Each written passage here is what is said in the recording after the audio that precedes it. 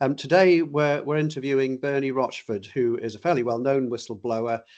She's got a very interesting history, having, I think it's right to say, worked all over the country. So we'll be going into that in a minute. As usual, we're joined by Helen Hughes for Patient Safety Learning. Helen is the Chief Executive. Welcome, Bernie. Hopefully we'll spend about 45 minutes or so just really going through your experiences and seeing what we can draw out of them to learn more about whistleblowing and how we can help and assist with patient safety issues. So I think if we could start off just by going through your history, really, because I noticed you worked, I think, Merseyside, West Midlands, London.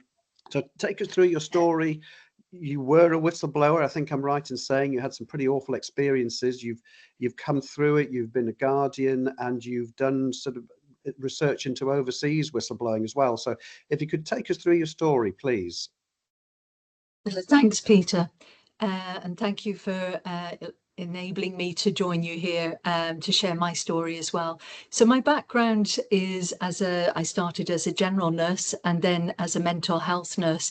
And I've worked across the country in the NHS, as well as overseas in other healthcare systems. And I've worked in primary care and secondary care, and also in clinical management, project management roles. So rather than just do a sequentially one role, after another going up the chain, I've done more breadth. And I think that's what led me to be able to see what I did within my whistleblow experience, but also my route to how I would go about solving and looking at the solutions to help us in patient safety and in whistleblowing. So I had a good, successful career as a RGN, RMN, and I became a clinical commissioner for continuing healthcare. I was working for a primary care trust, and I was already working for them. And within 2 days of starting a new role as a clinical commissioner there, I recognised that there were some anomalies within the reporting that I was being given. And when I say that, nobody could tell me how many patients I was the responsible commissioner for, where the patients were, what treatment they were getting, and what the budgets were allocated for those patients. Now, these are all named patients, so that's actually quite a big risk. When I questioned, I need the information, the responses I got, but largely from some within the team, were rather questionable. So I went to the managers and asked for that information, and they couldn't give it to me. So by the end of day 2, I knew there were problems.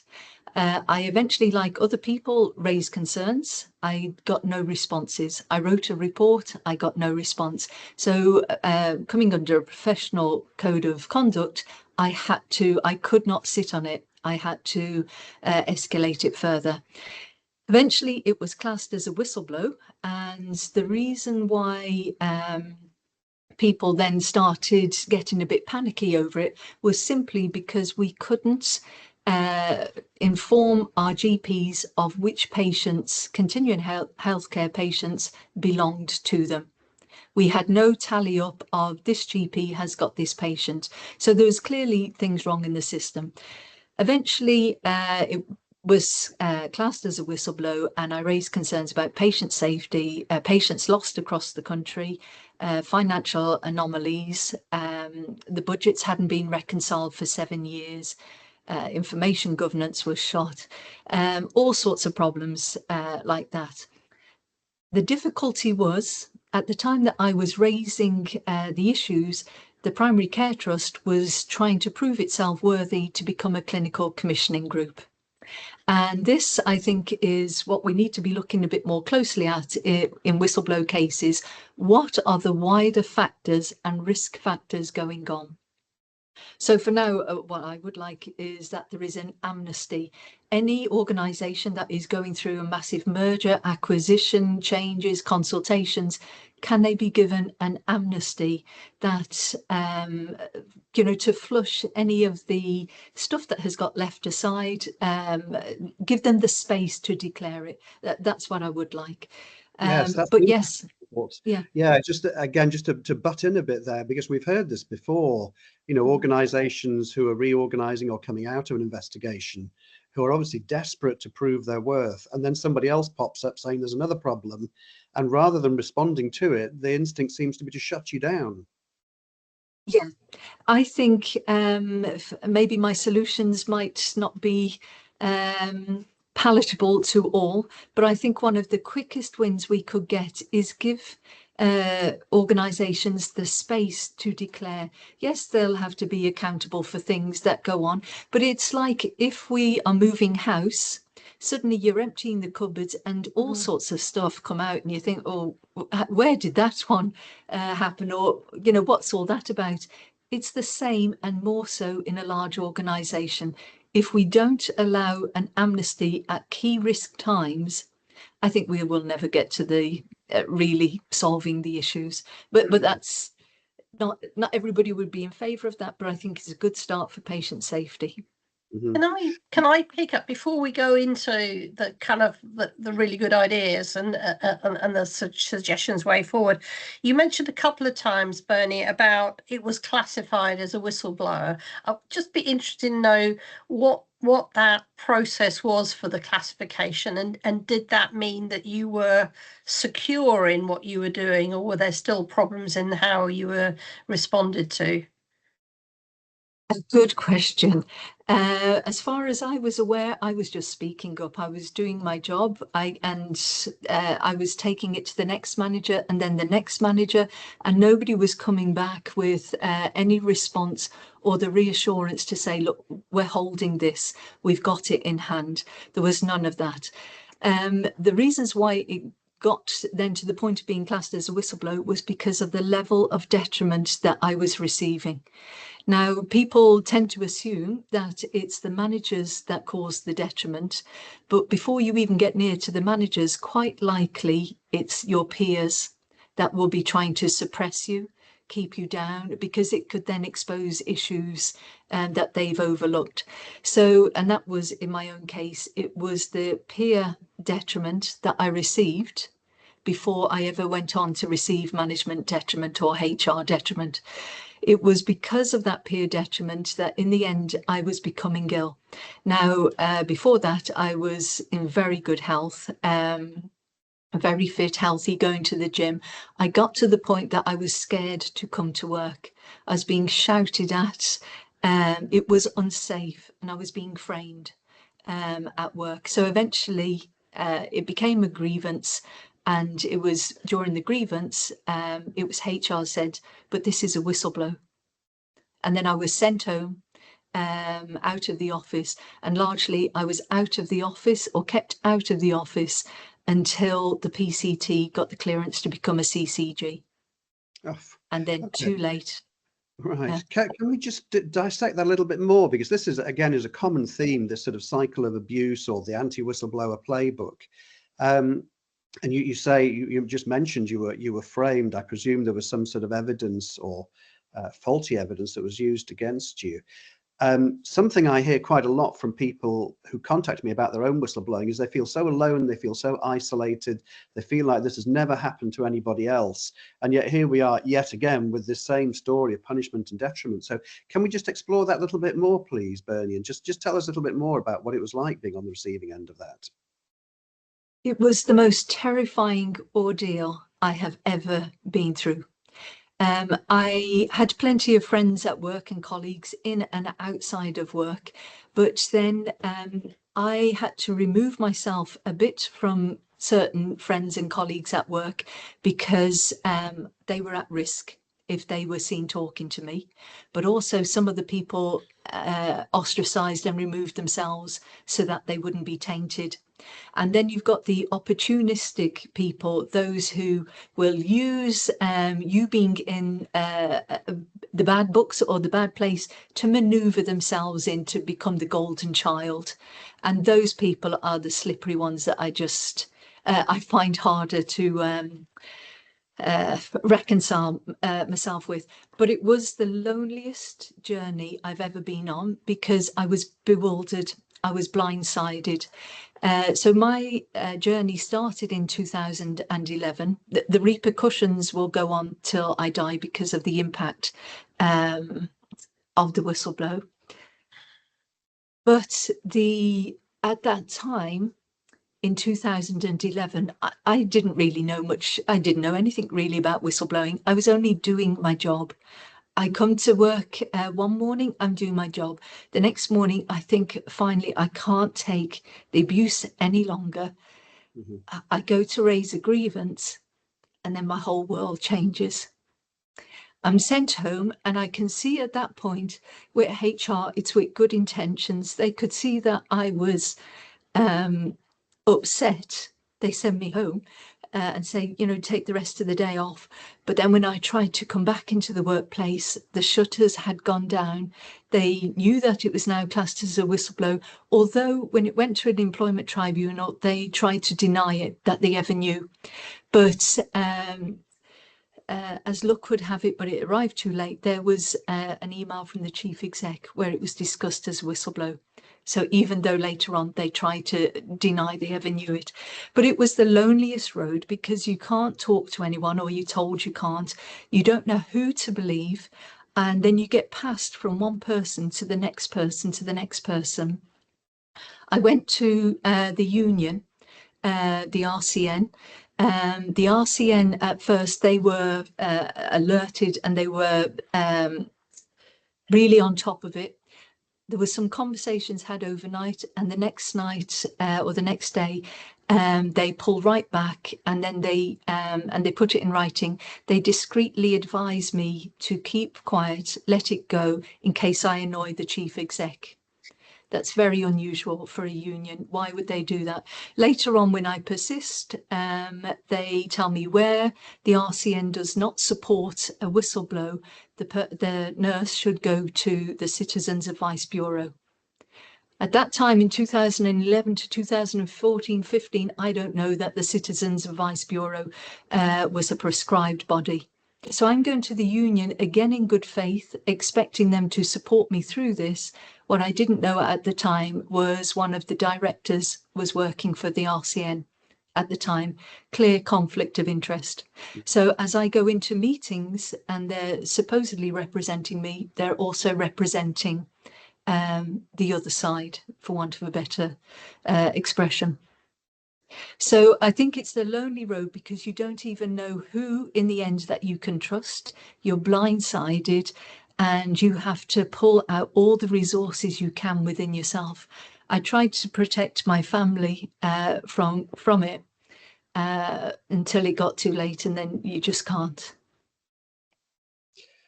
Thank you so much for taking us through that, Bernie. I'm sorry, I could see you were struggling a bit there.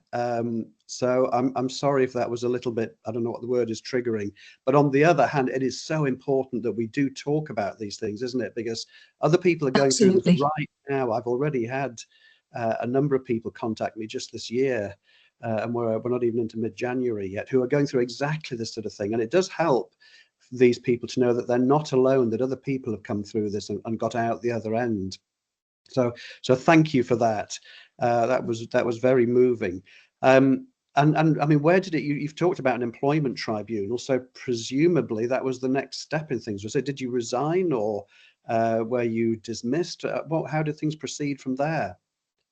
Well, it went on and it went on, and then I was getting nowhere raising the concerns internally. So then I tried to raise them externally, and that is what has, in a way, led me to this whole journey to now becoming a Freedom to Speak Up Guardian, because these cases are not trust or sole organisation issues. They are system issues. And whilst you deal with one organisation, it is a system issue. There's that saying, it takes a village to raise a child. I think our equivalent is it takes a system to bury a whistleblower. So I tried raising it internally. I was getting nowhere. So then I went externally, and this was the biggest embarrassment I think it should be for the NHS, is that during that time, that period, 11 to 14 or so, 2011 to 14, the NHS did not know how it worked. It was going through not just a transition from primary care trust to clinical commissioning groups, but when I went to the Department of Health to saying, well, who does regulate the PCTs and the CCGs. They came back and said the CQC. So I go to the CQC. The CQC said, no, it's NHS England, NHS Improvement, wherever they were. And then when I go to them, they say, no, it's CQC. So I'm led around this merry dance. I go to the chief exec of the CCG, where I was working. He didn't know. I go to the chair of the CCG to say, who regulates you? Didn't know. I went to the HR director, who I believe worked for a legal firm, but was brought in to look at my case. They didn't know. How can you have people in charge who don't know who they are regulated or who they report to? So my case bounced on and bounced on. In the end, there was nowhere to take it. The patient safety issues about patients getting lost in the system, they were in duplicate or triplicate or didn't appear at all. They were lost, 2/3 of them dead.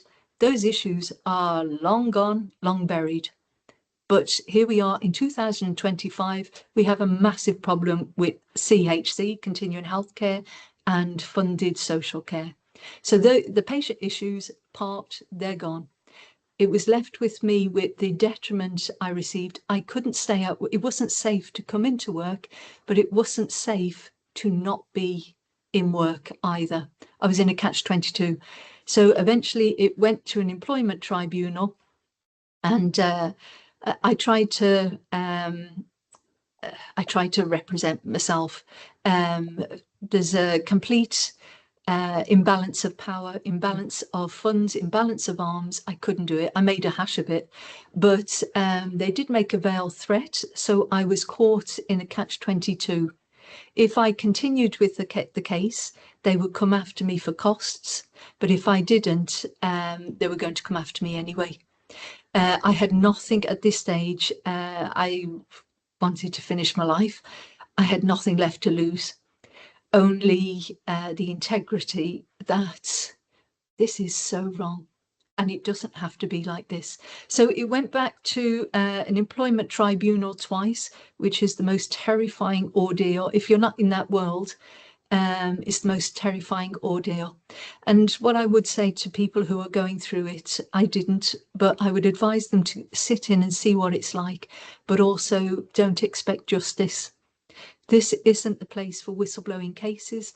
There is no justice. Even if you win your case, you will lose so much in the process. We would not expect members of the public to come into our hospitals and perform their own tonsillectomy or appendicectomy or do an operation. Yet we are asking members of the public, like myself, to go into a law court and represent myself.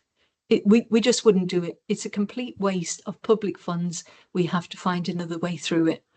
Yes, that comes very close to my particular interest in whistleblowing, which is how the law should be changed. So you beautifully articulated that, just in terms of the imbalance, and it leads on from something I heard just the other day in a Whistleblowers UK Zoom meeting, where one of the lawyers was saying it's a very aggressive, confrontational system, isn't it? The employment tribunal. And that kind of sort of aggressive confrontational system where you have a whistleblower pitted against a legal team and a trust, that really only works when you've got equality of arms, where then hopefully the evidence and the truth can come out because you're equally matched. And you can't really think of a much less well-matched system than a solitary litigant in person whistleblower who has no experience of the law going up against a team of lawyers and HR experts with unlimited funds behind them. Yeah, I agree. And we're going in there, it's different games. I went in there to put out the truth of the issues, and that was not their game. They went out there to discredit me, and it worked wonderfully. I'm completely discredited, and the records, I have come out as the most hideous creature ever to be in the NHS. So this was counter allegations essentially that were made against you. Yeah, and just to, it was just a succession of discreditation, and this is again one of the whilst we have got this mad system where you have to go to an employment tribunal, it's the wrong place. What I would say in the interim, whilst we still have this faulty, dysfunctional process and route, what we need is any whistleblowing cases, the regulators or representatives from the regulatory bodies need to sit in on these employment tribunal cases. Because they don't, it leaves the lawyers there they can portray the managers as incompetent, weak managers, anything other than somebody who would purposefully mistreat a whistleblower. So if they then say to the judge, I think this shows that, you know, the manager needs a bit of upskilling or some training, that's fine. They can get off on being a weak manager, doing all these sorts of things. But whereas a regulator would pick it up, why have we got directors that have got no recollection? Why have we got directors who can't remember from the day before what they said and all this? I have no recollection. We have got a lot of senior people going around with no recollection. There is something wrong. Yes, again, you hear this, don't you, with a lot of the testimony that's given in a lot of the current scandals. Just to draw a little bit more out about what went on before we move on from the employment tribunal system, I presume you were threatened with costs, were you? Is that what you were hinting at earlier on? I was so ill by the time I got to the employment tribunal, I could barely stand up. But they came back with an offer the day before I go to the tribunal. If I drop the case, they won't come after me for legal costs, which in a way is a veiled threat to say, if you continue, we will. So I continued. I had nothing left. I didn't care, as I said, whether at this point what happened to me. When I went into the employment tribunal for the second time, they put forward and said to the judge that they reserved the right to come after me for the legal costs. The judge then said to me, was I aware of the implications of this? The investigative journalist that was following my case at the time put in a SAR, I think it was, to look at the cost, which was about 200 to £250,000. I'd be ruined. Who can afford that? So the judge is saying to me, do you understand that they can come after you for the costs if you lose your case, as they are saying you have no hope of winning? I then came back and said, they must do that if they think it's in the public interest. If they think it is in the public interest to come back to me for, you know, whatever it was, nearly £250,000, I will put all the documents and the evidence out to the public so that they can see what they are paying for. They never came back to me. I lost my case. I couldn't represent myself, but they never came back to me for the costs. But most people, and especially if you've got your house, you've got your family, you've got children, you cannot afford to run the gauntlet. Yes. And yeah. I suppose before we move on from that, I mean, first of all, I mean, well done for picking yourself up from that position, because I think many people just wouldn't be able to. But can I just ask how many of your colleagues stuck with you through all of that?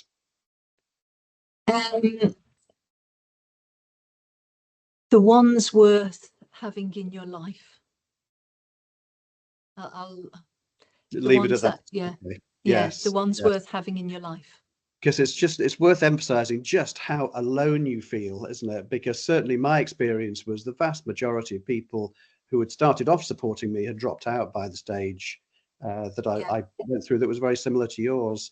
Anyway, we probably should move on from that. I think we've drawn out some more lessons, and it's really quite depressing to see how similar this is to some of the other stories we've had, isn't it, Helen? Well, that's my reflection. I mean, there are almost identical parallels in your own personal case, Peter, about the you know, threatening with costs the day before, and you know, putting your house on the line, as well as your, you know, well-being of yourself and your family, and so many others are saying the same thing. Just a shocking story, Bernie. Thank you for sharing it again, and it can't be easy at all, but as you say, it'll be something, this whole experience you'll take to your grave. You know, it's not something that just sort of goes away. But I'd be interested in your reflection. You said something about the role of managers, and I wonder if you're aware of the recent work. I mean, we're during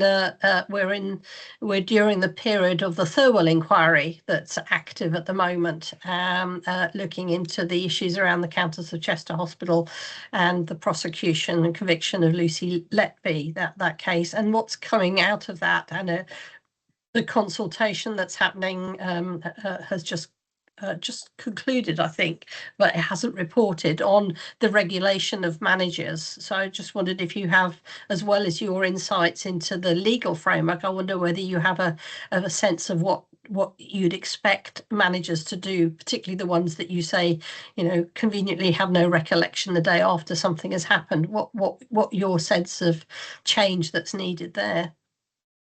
I think there is change that is needed, and one of the things that has happened because of my whistleblower, I have been invited onto various committees or working groups, and to sit also on the CARC recommendations group. I was invited onto that, so I understand the process that was taken to see actually how far can you go with this and how do you regulate managers. It isn't as clear cut as people like or assume it to be. There are lots of layers to it behind the scenes. So I do welcome the reviews into it and the regulation of managers. But if we also think managers go from a band 4, I know band 4 managers who are managing staff right up to, you know, very senior managers. It's far more nuanced than we let on, but also managers do not work alone. So you can regulate the one manager, but it is the system that allows managers to do what they do. They can't do it alone. So any wrongdoing is not done alone. Okay. Thank you very much, Bernie. I think we probably ought to sort of move on with your story now, even though it's very tempting to stay with that. So you came through this horrifically adversarial, totally unbalanced, unfair system, which I'm sure would have destroyed a lot of people. And then you've picked yourself up, you've moved on, you got, I think I'm right in saying, an MBE. You've taken up work as a Freedom Speak Up Guardian. And then you were doing this fellowship last year, looking at sort of international whistleblowing comparisons. So obviously this is hopefully going to be a little bit more upbeat now. So take us through that.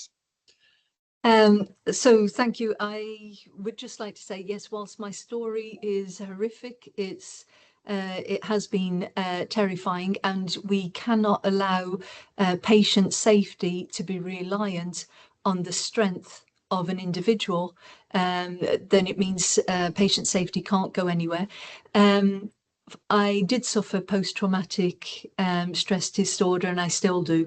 But I also have what's I think called post-traumatic growth, PTG, and that's what I have learned out of all of this has led me to a different place altogether, a place that I could never have imagined. My life is now far more fulfilling because I have people who are rich in integrity. I have more, I suppose, intuition, and I have learned and developed other things, resilience now, and I'm in a different place than I think I could ever have been. It was a horrific way to go through it, but I'm in a different place and it's far better. Some of the things that have come out of that is becoming a Freedom to Speak Up Guardian. As a whistleblower, I was maybe a bit more sceptical at the start, because I can see, I don't think Freedom to Speak Up is filling the gaps that need to be filled, but there is a place for Freedom to Speak Up Guardians. So for that, I am now in a wonderful role. I still get frustrated with the limitations of it, but I can see if we make some more meaningful tweaks, we can really, really make a difference. Change the metrics, do a few other things, we could really realise the potential of patient and worker safety. We're not there yet, and I have to find the people who will listen, but so I see that as a massive win from my whistleblow. One of the other things is that last year I won a Churchill Fellowship Award. And if people aren't aware of it, I would encourage you to look up Churchill Fellowship Awards, and they're offered to people to bring about the change that they want to see in the world. So for me, it is about safer speaking up and safer whistleblowing practices. Well, also so that we don't need to get to the point of whistleblowing, but to look at where can we learn best practice from. So the Churchill Fellowship are funding me to go to the States, Japan, South Korea and the Philippines to look at speaking up in different cultures, good practice, the strengths and weaknesses, and what can we learn and bring back here to our health service and other industries to make things safer and better for everyone. So for that, I lost my career. I lost the career is long gone, but I am on a different path of learning and also being able to contribute back into a system that I just think needs to be loved and cared for. It's losing its way. So I'm grateful for where I am now. And I was going to leave the sort of international aspect towards the end, but since we've touched on it, I think it seems pretty clear from the interviews we've already done, and your one as well, that our system in the UK is fundamentally broken in terms of protecting whistleblowers and in terms of protecting patients and in terms of holding wrongdoers to account. So you've seen how the system works in other parts of the world. What have you seen from elsewhere that is, well, perhaps bad, but also in particular, what have you seen that's good that we could maybe adapt and put into place here? I'm still learning, is what I would say. Yeah, I'm still learning, and as fast as I uncover one thing, then I end up having to learn something else. But one of the things that has really struck me about Japan, I suppose in particular, they have, I think, there and South Korea have the best health outcomes in the world, but also really advanced whistleblowing processes and procedures. And I think it's part of how they are as a society. It's not all about the individual. It's about collectively, what do we do? And you do things for the good of others. So speaking up, I dare say there will be some potential horror stories there as well. But actually, they're speaking up for the good of the collective. And it's recognised that they would do that here. Whereas, as we've already discussed over here, it tends to be you start off that way, but soon you become the lone ranger trying to fight a cause. So I recognise that we talk a lot about diversity and how different we all are. I think we need to be looking at what unifies us. What is the unity and the collective we have here? What is the diversity in our unity, and what is the unity in our diversity?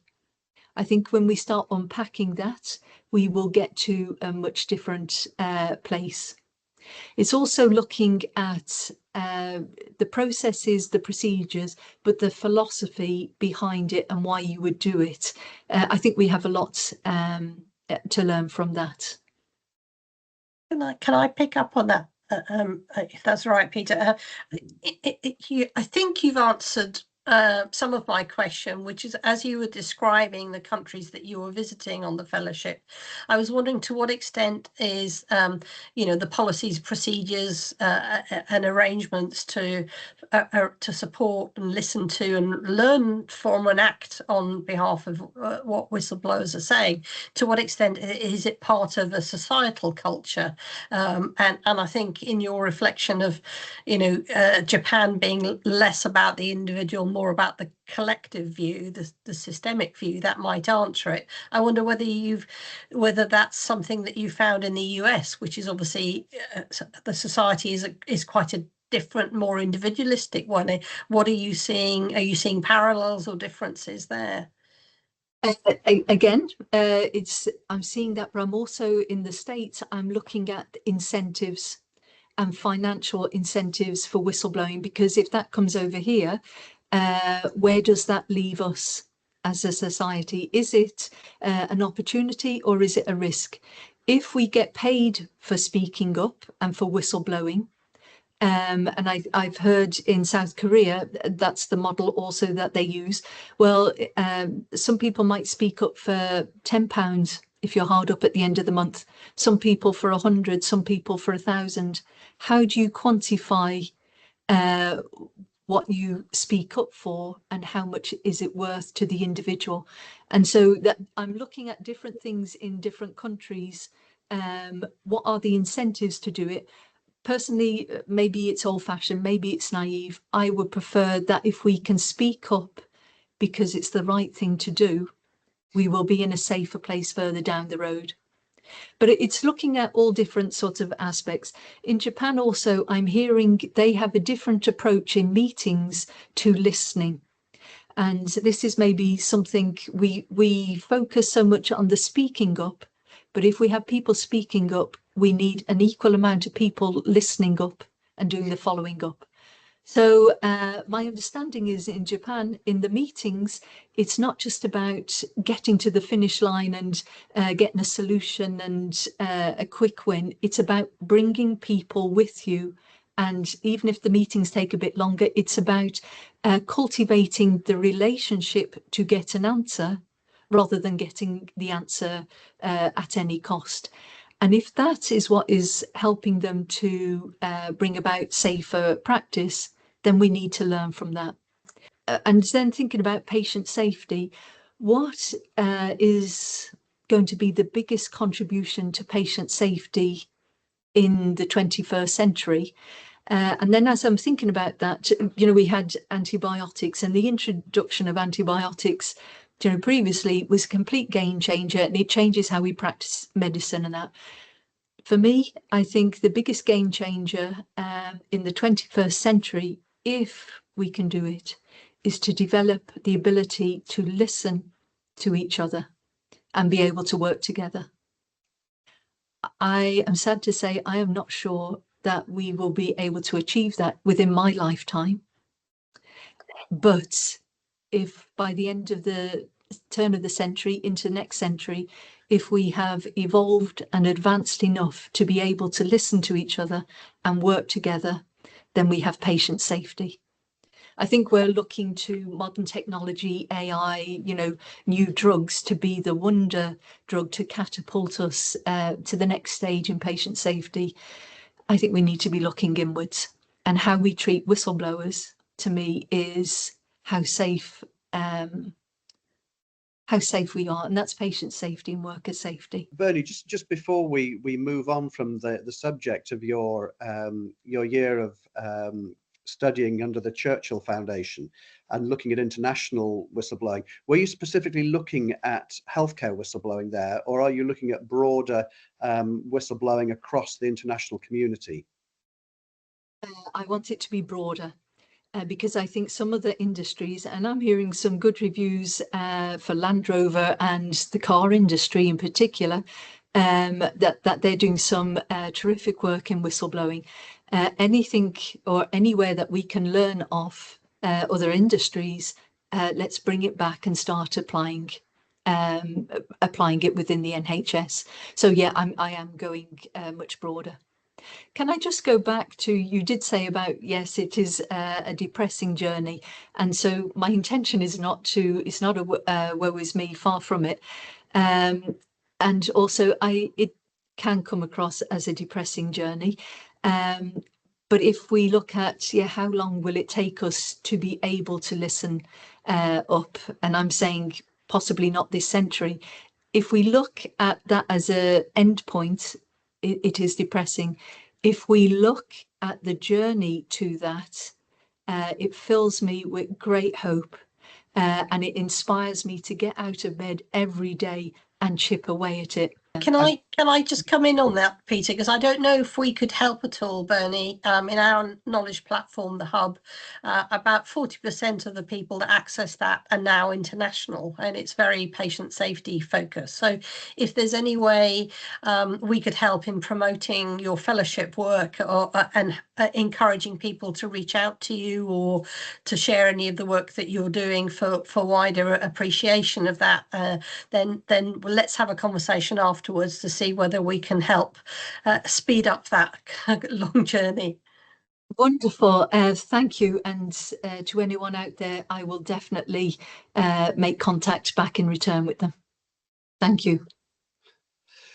Just moving on from that, Bernie, there'll be a lot of people who will watch this video who will be going through this sort of thing themselves, or wondering whether to speak up about patient safety related issues. So you've obviously been put through the mill on this. You've got a lot of experience, and you've counseled other people who have gone through whistleblowing. So what advice would you give to somebody who might be starting out on this journey? I would say, please do speak up, but do it carefully, safely, respectfully, professionally. If you don't speak up, you become the standard that you walk past. I think that's somebody else's words. If you don't speak up and you see something that is wrong, or is going to go wrong, you then become part of the problem. You might be able to sleep that night, you may be able to turn away and say, well, actually, I'll leave it for somebody else. But at some point, it will seep into you. So in a way, once you do see something, you're caught. You either do speak up or you don't. There is a risk that things could go wrong, but there is a greater risk if you don't speak up. When I say do it safely, and especially if you're here, speak up, use the processes that we've got in place. I don't think they're the best, but they are the processes. So if you can say in good faith, I followed the process, you stand a better chance. Go to your line manager and talk direct if you can. If you can't go to, if you're in the health service, go to a Freedom Speak Up Guardian. Don't try to carry the whole responsibility by yourself. Protect yourself, keep good counsel, protect your family. And I think that if you don't run the whole course right to the end and see the end result, maybe your role in life is just to carry the baton for the next year, for the next leg, and let somebody else pick it up. Do it respectfully. What I do see and I hear, and it's never going to work for any of us, is some people are so incensed about what they see. They go in like a bull in a china shop and they will take out everybody in their wake. It won't work. People will become defensive, and you will make it harder for other people speaking up and other whistleblowers. Respectfully and professionally, you know what your professional code of conduct is. Follow that, do what you can. If the system doesn't work, it's then because the system doesn't work, not that you have become dysfunctional, because they will then discredit you for that. But please, I had to keep going, not because of, some people will keep going because they're motivated and they're stubborn and they're going to see it through. I don't have that complex. Actually, I'm a bit of a coward behind it. I was compelled to speak up because I couldn't then not speak up. I don't want to live in a parallel universe where actually my safety, your safety is reliant on people losing their homes, losing their life, losing their careers. I've lost my pension, so I've lost all the tens and tens of thousands. I've lost all the money I have. I've lost my future earnings. We can't have this. If we continue as we are doing so, we are going to be living in a parallel universe that none of us want to be in. When do we start working together and listening to each other? I think there'll be a lot of people listening to that who will want to say thank you to you for your sacrifices, Bernie. So I'll say it on their behalf. And I thank you as well for drawing out this business of how frustrating it is. You said that you have to stay cool, but it is incredibly difficult, isn't it? When you feel that you're coming up against these brick walls, when your case is being passed back and forth between different regulators, you want to scream and shout and break things. And yet, of course, that's the very worst thing you can do. So that's all very good advice. I suppose my next question would be, we've talked now about how individual whistleblowers might perhaps learn from our experiences and do things better. And you've alluded on several occasions to the system. So this is a very big question for you, but how do you think we should change the system? What can we do to turn whistleblowing from something which attracts so much retribution into something that will encourage people to listen and positively change things? I think for the most part, we have to change the way that we approach this. At the moment, it seems like we're trying to repair a model that is maybe broken. But we have to start with what would be our ideal, vision that, and then bring that into the present, rather than keep trying to patch up something that doesn't work. I think to make it work, we have to, for me, again, it's an amnesty. Let's work on the accountability afterwards, but let's get it safe for now. What I would like to see is stop the cut and paste of sound bites like you've got the protection of Peter. We all know Peter doesn't work, but if you read any paper, there is a cut and paste, protection under Peter. Stop it. It doesn't work. It's a false illusion. It makes people think they're going to have protection. It's a retrospective protection if you can get your case to an employment tribunal, if you can win, if you still have sound mind and you have the finances to do it. Yes, you might get a Peter protection. So it's a nonsense. Let's start by stripping that out, take it away. What I would like to see is, how can we work together on this? It becomes the Lone Ranger whistleblower's task to try to change things. But where is the patient voice when the whistleblower is speaking up? The patients need to know, continuing healthcare, I'm out there saying these things are wrong. You spoke up about urology, somebody else about cardiology, somebody else about safeguarding, orthopedics, ITU. We are speaking up. Where is the patient voice behind the whistleblowers? We need to all be able to sit round the table, and that's not just listening to the patient voice or listening to the whistleblower voice. I know we will have made great inroads when we can sit round the table and listen to the finance director's voice, when we can sit there and listen to the chief exec admit, actually, this is what I am faced with. This is what is going on. When we can sit there round the table with the regulator who's at a loss as to what to do, or maybe they haven't got the experience, or maybe they're incompetent, maybe they're ignorant. If we can all sit round the table and say, this is it from my perspective, what is your issue? What is holding you back? Then we might start to be able to really understand the different elements of the picture. Till then, I think we're just going to go piecemeal around and keep fudging it. But that's why I think I see that within my lifetime, if we would only have the courage to do it. Till then, I think we have to look at having a body, not one of the usual standard regulatory bodies, but a body that we can go to. And I'm hearing the Office of the Whistleblower. We need somewhere that these cases can go to. They can't go to the regulatory bodies because they are part of the system process. The reason I go on about the system, I submitted evidence to the Robert Francis Speak Up review, and an abridged diagram of my case is on page 54, 55.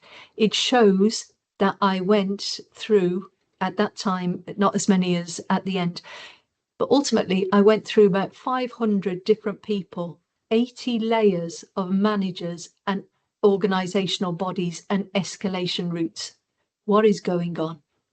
What is going on? So to kick a whistleblower and their issue to one of just another part of the system, it really, I don't think will work. I think we have to work better with the journalists, with the media. They report on ex-whistleblower won £1 million damages, and then others think, oh, I'd like a slice of that. But actually, it's not that easy. And you might have won £1 million costs, or you might have won £1,000 costs, but you've lost even more in the process. What we need to get really smart on is the hidden indirect, what they call opportunity costs. In my case, it went to a tribunal and say there was £250,000 worth of direct costs to the NHS. What have you got out of that? What nobody is reporting on is the hidden costs. So in my case, I'm looking here to the side. There was about 20 legals used in my case between the partner, the barristers, the legals, the paralegals. They kept bringing in others. They had an army of them sitting in my employment tribunal. Well, you, the public, were paying for that. What did you get out of it? Where's the hourly rate? The HR department, it's just happens to be up on my screen. There was HR 10, 5 HR directors at an hourly rate of X amount of pounds, 5 HR advisors, PAs and secretaries. Everybody you bump into, they've got a PA and secretary, they're gatekeepers so that you can't get through to them. Coordinators, there were 41 secretaries and PAs to all the people I raised my concerns to, at an hourly rate of how much? When we start calculating the real cost of these whistleblowers, rather than just the damages and, you know, legal costs and all that, my case then came up to, I used to be a project manager, it came up to about £1 million. Yeah. I did, how many meetings did I go to, what the costs were. Once we start putting financial hidden costs to this, the public have to start deciding they've got a choice. Are they going to continue with this or not? And that brings us back to the sort of faulty adversarial system that we have to try and work with at the moment, doesn't it? And I think what you were hinting at earlier on, in fact, you pretty much said it, was that there needs to be a non-adversarial kind of neutral ground where these sort of concerns can be examined, not just from healthcare whistleblowers, but also from patients and patient relatives, a kind of at least to begin with, no fault, neutral examination of the facts, appropriate action taken to protect patient interest straight away, and then maybe further down the line as a sort of, again, non-adversarial holding to account where there have been major issues. That's is what I think you were hinting at, and certainly what I would like to see. Have I got that right? Absolutely. And I think if we do it like that, what you flush out is most people aren't looking for finance or reward costs. And Yes. I know that the majority of patients aren't, and the whistleblowers aren't. They're looking for change. They're looking for improvement. And I think if we keep that as the focus rather than people getting defensive, we've got a real chance of making this work. Now, I understand if I might come across as a bit depressing with my story and all the rest. I am hugely optimistic that in time we will get there if we change our approach. If we carry on like this, then no. Yeah. Yes, I don't think you're depressing at all. In fact, I think you're a tremendous success story, but you've also had the courage to be realistic with us today as well. So I'm sure anybody watching that will be really appreciative of your opinion and the sort of emotion you put into this today. It was been really quite a moving interview. So thank you so much. Helen, have you got anything more you want to say about that? Well, I find your reflections and your journey quite inspiring, Bernie. You know, it is challenging and it has been very damaging to you, but the positivity and the commitment you take forward, I do find quite inspiring. And coming back to the comment that you say, we've got it on the office wall about the standards you walk past are the standards you accept. So that very much resonated with me. But coming back to what led this, the start of your journey was seeing the problems with continuing healthcare, and no doubt whilst all this was going on, those issues of people being lost to the system and GPs not able to monitor and support patients in their health and well-being, you know, that was not being addressed. You know, while all this was happening, all the money that was being spent, the care issues were not being responded to, and the safety concerns were still continuing.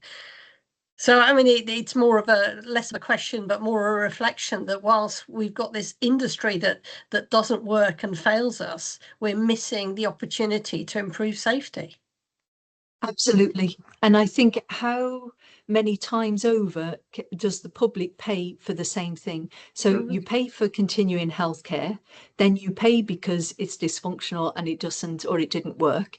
And then you pay to cover up the, you know, to suppress the whistleblower who's speaking up about it.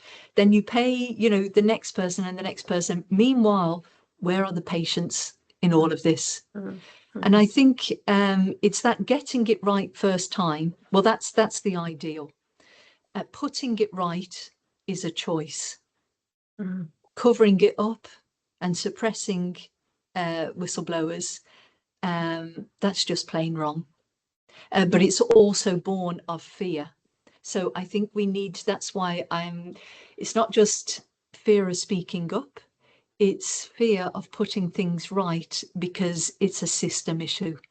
And that's why, for me, patient safety has to be owned by all of us.